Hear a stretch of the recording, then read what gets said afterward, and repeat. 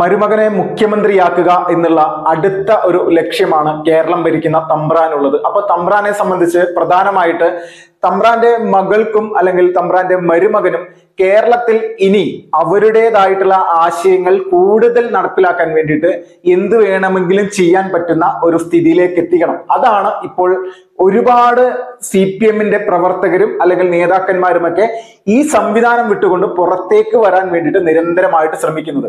EP ജയരാജനാണ് ഇപ്പോൾ ഏറ്റവും പ്രധാനപ്പെട്ട ഒരു ഉദാഹരണമായിട്ട് മാറിയിരിക്കുന്നത്. EP ജയരാജൻ CPM എന്ന് പറയുന്ന രാഷ്ട്രീയ പ്രസ്ഥാനമായിട്ടുള്ള മുഴുവൻ ബന്ധങ്ങളും അവസാനിപ്പിക്കാനുള്ള എല്ലാവിധ സാഹചര്യങ്ങളും ഇപ്പോൾ മുന്നോട്ട് വന്നിരിക്കുകയാണ്. പോളിറ്റ് ബ്യൂറോ അംഗമായതിന്റെ പേരിൽ മാത്രമാണ് സംസ്ഥാനത്തെ CPM നേതൃത്വത്തിന് അദ്ദേഹത്തിനെതിരെ കാര്യമായിട്ടുള്ള നടപടികളൊന്നും എടുക്കാൻ സാധിക്കാത്തത്. LDF കൺവീനർ എന്ന് പറയുന്ന സ്ഥാനത്ത് നിന്ന് ഇപ്പോൾ EP ജയരാജനെ പുറത്താക്കിയിരിക്കുകയാണ്. പുറത്താക്കിയത് എന്തുകൊണ്ടാണ് എന്ന് വെച്ച് കഴിഞ്ഞാൽ EP ജയരാജൻ പാർലമെന്റ് ഇലക്ഷന് തൊട്ട് മുന്നോടിയായിട്ട് BJP-യുടെ കേരളത്തിന്റെ പ്രഭാരിയും ദേശീയ നേതാവുമായിട്ടുള്ള പ്രകാശ് ജാവ്ദേക്കറുമായിട്ട് ഒരു ചർച്ച നടത്തി. ഈ ചർച്ച എന്തിനാണ് നടത്തിയതെന്ന് നോക്കിക്കഴിഞ്ഞാൽ അതിൽ വ്യക്തമാണ്, അത് BJP-യിലേക്കുള്ള പ്രവേശനമാണ്. BJP-യിലേക്ക് വെറുതെ അങ്ങോട്ട് പ്രവേശിക്കാനായിട്ട് EP ജയരാജന് സാധിക്കുമോ? അതിന് CPM-ന്റെ സഖാക്കൾ അതിന് സമ്മതിക്കുമോ എന്നൊക്കെ നോക്കിക്കഴിഞ്ഞാൽ അതിൽ ഒരു കാര്യം കൃത്യമാണ്, EP ജയരാജന്റെ അവസ്ഥ ദയനീയമായി പോകുമെന്ന് അദ്ദേഹത്തിന് അറിയാം. അപ്പൊ അതുകൊണ്ട് പ്രത്യേക പരിഗണനയോട് കൂടിയിട്ടുള്ള സ്ഥാനമാനങ്ങൾ തനിക്ക് സുരക്ഷയും ഉണ്ടെങ്കിൽ മാത്രമേ BJP-യിലേക്ക് പ്രവേശിക്കാൻ പറ്റുള്ളൂ. EP ജയരാജൻ കണ്ണൂരിലെ CPM ലോബി അല്ലെങ്കിൽ CPM-ലെ ഒരു പ്രധാനപ്പെട്ട ടീം വർക്കിന്റെ ഉള്ളിൽ നിന്നാണ് പുറത്തേക്ക് വരുന്നത്. ഇങ്ങനെ പുറത്തേക്ക് വന്നു കഴിഞ്ഞാൽ എന്തായിരിക്കും അവസ്ഥ? EP ജയരാജനുമായി ബന്ധപ്പെട്ട് നിൽക്കുന്ന ഒരുപാട് ശിങ്കിടികളും ഇതുവഴി BJP-യിലേക്ക് അല്ലെങ്കിൽ CPM-ന് പുറത്തേക്ക് വരാനുള്ള ഒരുപാട് സാഹചര്യങ്ങളിൽ നിന്ന് നിലനിൽക്കുകയാണ്. ന്യൂനപക്ഷ പ്രീണനം എന്ന് പറയുന്ന ഒരു സംഭവം, അത് വർഷങ്ങളായിട്ട് UDF-ഉം LDF-ഉം അല്ലെങ്കിൽ CPM-ഉം കോൺഗ്രസും വാശിയോടെ പയറ്റുന്നത്. ആരാണ് ഏറ്റവും കൂടുതൽ പ്രീണനം നടത്തുന്നത് എന്നുള്ള രീതിയിലേക്കുള്ള കാര്യങ്ങൾ നോക്കിക്കഴിഞ്ഞാൽ അറിയാം. ഇത് കൃത്യമായിട്ട് രണ്ട് പാർട്ടികളും ഒരു പരിധി വരെ സമാനത ഈ സംഭവത്തിൽ കൃത്യമായിട്ട് കൊണ്ടുപോകുന്ന ആളുകളാണ്. അപ്പോ ഇതിൽ UDF-നെയും മറികടന്നുകൊണ്ട് ഒരു മത രാഷ്ട്രീയ സംഘടനയെ പോലും കൂട്ടുകൂടാതെ അല്ലെങ്കിൽ ഒപ്പം നിർത്താതെ നിരന്തരമായിട്ട് ഇപ്പോൾ LDF എന്ന് പറയുന്ന സംവിധാനം അല്ലെങ്കിൽ CPM ആയിക്കോട്ടെ CPI ആയിക്കോട്ടെ UDF-നേക്കാളും മുസ്ലിം ലീഗിനേക്കാളും കൂടുതൽ പ്രീണന നയത്തിലേക്ക് നിരന്തരമായിട്ട് ഇങ്ങനെ പോയിക്കൊണ്ടിരിക്കുകയാണ്. നമ്മൾ ഓരോ കാര്യങ്ങൾ CPM-ന്റെ കഴിഞ്ഞ ഒരു 15 വർഷത്തെ പ്രവർത്തനങ്ങൾ പരിശോധിച്ചു കഴിഞ്ഞാൽ EP ജയരാജനെ പോലെയുള്ള ആളുകൾ പുറത്തേക്ക് വന്നില്ലെങ്കിലേ അതിശയമുള്ളൂ. അതിന് ഉദാഹരണമായിട്ട് നമ്മൾക്ക് കാണാൻ സാധിക്കുന്നത് നേമം നിയോജക മണ്ഡലത്തിലെ 2021 നിയമസഭാ തെരഞ്ഞെടുപ്പിൽ SDP എന്ന് പറയുന്ന ഇവിടുത്തെ ഒരു മതമൗലികവാദ രാഷ്ട്രീയ പാർട്ടി എന്ന് തന്നെ വേണമെങ്കിൽ പറയാം. ഈ SDP ചെയ്തിരിക്കുന്നത് പരസ്യമായിട്ട് അവിടുത്തെ BJP-യുടെ അക്കൗണ്ട് പൂട്ടിക്കാൻ വേണ്ടി LDF സ്ഥാനാർത്ഥിക്ക് വോട്ട് ചെയ്യുമെന്ന് SDP-യുടെ മണ്ഡലം പ്രസിഡന്റ് വന്ന് പറഞ്ഞു. ഞങ്ങൾക്ക് 10,000-ഓളം വോട്ടുകൾ ഈ ഒരു മണ്ഡലത്തിലുണ്ട്, BJP-യുടെ അക്കൗണ്ട് പൂട്ടിക്കാൻ ഞങ്ങൾ ഇത്തവണ LDF-ന് വോട്ട് ചെയ്യും, LDF-ന് വോട്ട് ചെയ്യുമെന്ന് പറഞ്ഞിട്ട് ആരാണ് ഇവിടെ LDF-നെതിരെ നിലകൊണ്ട് അല്ലെങ്കിൽ LDF എന്ന് പറയുന്ന രാഷ്ട്രീയ പ്രസ്ഥാനത്തിനെതിരെ BJP ഉപരി ഏതെങ്കിലും ഒരു സംഘടന ഇതിന് എതിരെ സംസാരിച്ചോ? ഇല്ല. CPM എന്ന് പറയുന്ന മതേതരത്വത്തെ പുഴുങ്ങി തിന്നുന്ന അല്ലെങ്കിൽ ഏത് സമയവും മതേതരത്വം മാത്രം വിളമ്പുന്ന ഈ രാഷ്ട്രീയ പ്രസ്ഥാനത്തിന്റെ ഉള്ളിലുള്ള ഏതെങ്കിലും ഒരു സഖാവ് ഈ ഒരു വിഷയത്തിൽ പരസ്യമായിട്ട് പ്രതികരിക്കാനും വന്നോ? ഇല്ല. അപ്പൊ ഇവര് പറയുന്നത് BJP മതം വർഗീയത പ്രചരിപ്പിക്കുന്ന രാഷ്ട്രീയ പാർട്ടിയാണെന്നാണ് പറയുന്നത്.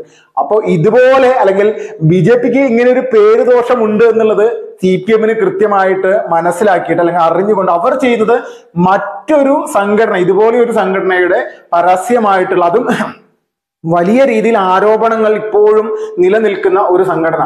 അപ്പൊ ഈ സംഘടനയുടെ അല്ലെങ്കിൽ ഈ രാഷ്ട്രീയ പ്രസ്ഥാനത്തിന്റെ വോട്ട് വാങ്ങാൻ വേണ്ടിയിട്ട് CPM-ന് ഒരു മടി ഉണ്ടായിരുന്നില്ല. അപ്പൊ ഇതാണ് യഥാർത്ഥത്തിൽ നമ്മുടെ കേരളത്തിലെ CPM എന്ന് പറയുന്ന രാഷ്ട്രീയ പാർട്ടി ഇവിടെ പയറ്റിക്കൊണ്ടേയിരിക്കുന്നത്. ബംഗാളിൽ നമ്മൾക്കറിയാം, ത്രിപുരയിൽ നമ്മൾക്കറിയാം, ഈ രണ്ട് സംസ്ഥാനത്തുമായിരുന്നു കേരളത്തിനുപരി ഈ സംവിധാനത്തിന് വലിയ രീതിയിലുള്ള സ്വാധീനമുണ്ടായിരുന്നു. നിസ്സാര സ്വാധീനമൊന്നുമല്ല. ബംഗ്ലാദേശിൽ നിന്നുള്ള കുടിയേറ്റക്കാരെ, നുഴഞ്ഞുകയറ്റക്കാരെ പൂർണ്ണമായിട്ടും അവർക്ക് വേണ്ട ആധാറും അതോടൊപ്പം തന്നെ വലിയ വലിയ സംവിധാനങ്ങൾ സെറ്റ് ചെയ്തുകൊണ്ട് സ്ഥലം വരെ എഴുതി കൊടുത്തുകൊണ്ട് ഓരോ ഗ്രാമങ്ങൾ സൃഷ്ടിച്ച് അത് CPM ഏരിയകളാക്കി, പാർട്ടി ഗ്രാമങ്ങളാക്കി ഇത് പൂർണ്ണമായിട്ടും ഇവരുടെ വോട്ട് ബാങ്ക് കൃത്യമായിട്ട് ശേഖരിച്ച് അധികാര അധികാരത്തിൽ വരിക, ഞങ്ങൾക്ക് എവിടെയെങ്കിലും ഒരു കുറവ് വോട്ടിൽ വരുന്നുണ്ടെങ്കിൽ അത് ഇവരെ വെച്ച് ഫില്ല് ചെയ്യുക, ഇതായിരുന്നു ഇവന്മാരുടെ പരിപാടി. അപ്പോൾ ഇതേ നയം ബംഗാളിൽ ഒരുപാട് വർഷം നടപ്പിലാക്കി, അത് അവിടെ തകർന്നു പോയി. അതിനുശേഷം ത്രിപുരയിലും ഇതിനൊരു പരിധി വരെയുള്ള കലാപരിപാടികൾ അവർ ചെയ്തു. ജനങ്ങൾക്ക് പൊറുതിമുട്ടിയതിനു ശേഷം അവിടുത്തെ ജനങ്ങളും ഇവരെ കൈവിട്ടു. അവസാനം ഇപ്പോൾ CPM എന്ന് പറയുന്ന രാഷ്ട്രീയ പ്രസ്ഥാനം കേരളത്തിലും ഇതുപോലെ തകർച്ചയുടെ വക്കിലേക്ക് പോയിക്കൊണ്ടിരിക്കുകയാണ്. BJPയുടെ ഒരു കാഴ്ചപ്പാട് അല്ലെങ്കിൽ BJP ലക്ഷ്യം വെക്കുന്ന ഒരു രീതികൾ എന്താണെന്നുള്ളത് നമ്മളൊന്ന് പരിശോധിച്ച് നോക്കൂ. പറയുന്നതിൽ ഒരു സംശയവും വേണ്ട. ഓപ്പറേഷൻ താമര എന്നൊക്കെ പറഞ്ഞു കഴിഞ്ഞാൽ അത് നിസ്സാരമായിട്ടുള്ള കാര്യമല്ല. അതിൽ കേരളത്തിൽ നിന്ന് എന്നും CPM അധികാരത്തിൽ ഇരിക്കുന്ന സമയത്തും അല്ലാത്ത സമയത്തും അവർ അഹങ്കാരത്തോടെ പറയുന്ന ഒരേ ഒരു കാര്യം മാത്രമായിരുന്നു. അതെന്താണ്? ഞങ്ങളുടെ പാർട്ടിയിൽ നിന്ന് ഒരാൾ പോലും BJP വെക്കുന്ന വലയിൽ പോയി വീഴാറില്ല. കോൺഗ്രസിനെ MLA ആക്കിയിട്ടും MP ആക്കിയിട്ടും എന്തിനാണ്? അവർക്ക് അധികാരം ലഭിച്ചിട്ട് എന്തിനാണ്? കുറച്ചു നാൾ കഴിഞ്ഞാൽ 100 കോടിയോ 50 കോടിക്കോ അങ്ങോട്ട് താമര ചിഹ്നത്തിലേക്ക് ചാടുന്ന, BJPയിലേക്ക് ചാടുന്ന ആളുകളല്ലേ ഇവരെന്നുള്ള രീതിയിലേക്കാണ് പറഞ്ഞിരുന്നത്. ഇപ്പോൾ EP ജയരാജനെ പോലെയുള്ള ആളുകൾ എന്തുകൊണ്ട് CPM വിട്ട് BJPയിലേക്ക് ചേക്കേറാനുള്ള ഒരു സാഹചര്യത്തിലേക്ക് കാര്യങ്ങൾ എത്തി നിൽക്കുന്നു? ഒരു സംശയം വേണ്ട, പുള്ളിക്ക് അടുത്ത ഒരു സ്റ്റെപ്പ് ഉള്ളത് ഇനി BJP എന്നുള്ളതാണ്. കേരളത്തിൽ സംസ്ഥാന രാഷ്ട്രീയത്തിൽ ഇനി പുള്ളിക്ക് യാതൊരു വിലയും ഉണ്ടാവില്ല. വിലയും ഇല്ലാത്തല്ല, ഒരു പ്രധാനപ്പെട്ട ചുമതലയും വഹിക്കാൻ വേണ്ടി പാർട്ടി ഇദ്ദേഹത്തെ നിയോഗിക്കില്ല എന്നുള്ളതിൽ ഒരു സംശയമില്ല. അതുപോലെയാണ് കാര്യങ്ങൾ ഉണ്ടായിരിക്കുന്നത്. CPMന് ഇപ്പൊ കാര്യം മനസ്സിലായി. BJPയുടെ വലയിൽ EP ജയരാജനും അകപ്പെട്ടു എന്നുള്ളത്. BJPയുടെ വല എന്ന് പറഞ്ഞാൽ BJPക്ക് കൃത്യമായിട്ട് അറിയാം ആരെ പിടിച്ചു കഴിഞ്ഞാൽ ഇവിടെ അവരുടേതായിട്ടുള്ള സ്വാധീനം ഉറപ്പിക്കാൻ പറ്റുമെന്നുള്ളത്. ഇതിന്റെയൊക്കെ വലിയ ഒരു വിഷയങ്ങൾ തന്നെയായിരുന്നു തലശ്ശേരിയിൽ കണ്ണൂർ പാർലമെന്റ് മണ്ഡലത്തിൽ ഇത്തവണ ലഭിച്ച BJPയുടെ വലിയ ഒരു വോട്ട് ബാങ്കാണ് അവിടെ വർദ്ധിച്ചത്.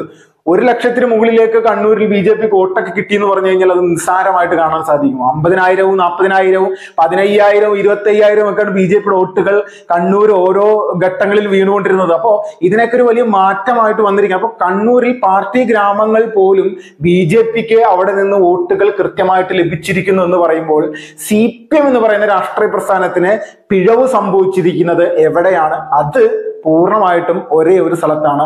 ന്യൂനപക്ഷ പ്രീണനത്തിൽ ഇവിടുത്തെ ഭൂരിപക്ഷ ജനത, ഹൈന്ദവ സമൂഹത്തിന് വല്ലാത്ത രീതിയിലുള്ള രോക്ഷമുണ്ട്. ആ രോക്ഷത്തിന്റെ ഭാഗമാണ് ഇപ്പോൾ നടന്നുകൊണ്ടിരിക്കുന്നത്. അത് ഈഴവ സമൂഹത്തിന്റെ ഇടയിലാണെങ്കിലും, അറിയ സമുദായത്തിന്റെ ഇടയിലാണെങ്കിലും, നായർ സമുദായത്തിന്റെ ഇടയിലാണെങ്കിലും, SC ST വിഭാഗങ്ങളുടെ ഇടയിലാണെങ്കിലും കമ്മ്യൂണിസ്റ്റ് പാർട്ടി ഇവിടെ ചെയ്തുകൊണ്ടിരിക്കുന്ന പ്രവർത്തനങ്ങൾ ഹിന്ദു വിരുദ്ധമാണെന്നുള്ളതിൽ യാതൊരുവിധ തർക്കമില്ല. എന്നും ഇവിടെ തിങ്ങിപ്പാർക്കുന്ന കോളനികൾ സൃഷ്ടിക്കപ്പെടുത്തിയത് ആരാണ്? അത് ഇവിടെയുള്ള പല CPMന്റെ പ്രവർത്തകരും നേതാക്കന്മാരും മാത്രമാണ്.